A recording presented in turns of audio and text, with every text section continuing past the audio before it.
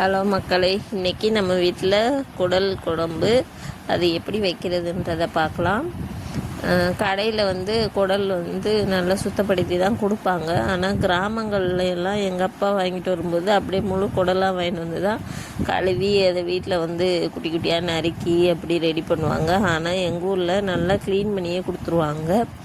அதை வாங்கிட்டு சுடுதண்ணியில் மஞ்சத்தூள் போட்டு நல்லா கழுவி எடுத்து வச்சுக்கிறணும். கழுவி எடுத்து வச்சுட்டு அதுக்கு அதை மஞ்சத்தூள் போட்டு திருப்பி குக்கரில் நல்லா தண்ணி ஊற்றி 2 விசில் விட்டு எடுத்து வச்சுக்கோங்க தனியாக.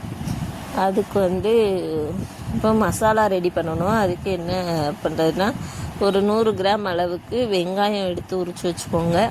3 தக்காளி பழம், ஒரு கொஞ்சம் தேங்காய் சில் எடுத்துக்கோங்க. அப்புறம் சோம்பு, கசகசா, பட்டை, கிராம்பு, அன்னாச்சிப்பூ, அந்த இலை, பிரியாணி இலை, அது கூட கொஞ்சம் கசகசா, கொஞ்சம் இஞ்சி போட்டு நல்லா வதக்கிடுங்க.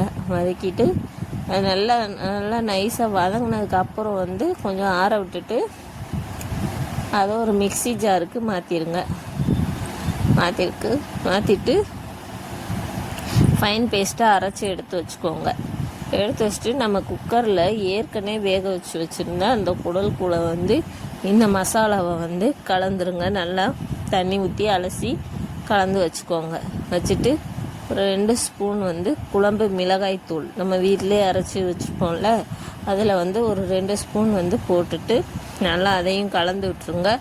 கலந்துட்டு கொஞ்சம் தண்ணி சேர்த்துட்டு உப்பு சேர்த்துக்கோங்க. உப்பு சேர்த்துட்டு நல்லா கொதிக்க விட்டு இறக்கி பாருங்கள். சூடான குடல் குழம்பு ரெடி ஆயிடுச்சு. இப்படி தான் நாங்கள் எங்கள் வீட்டில் எல்லாம் வைப்போம். நீங்கள் எப்படி வைப்பீங்கன்றதை கமெண்ட் பண்ணுங்கள். தேங்க்யூ.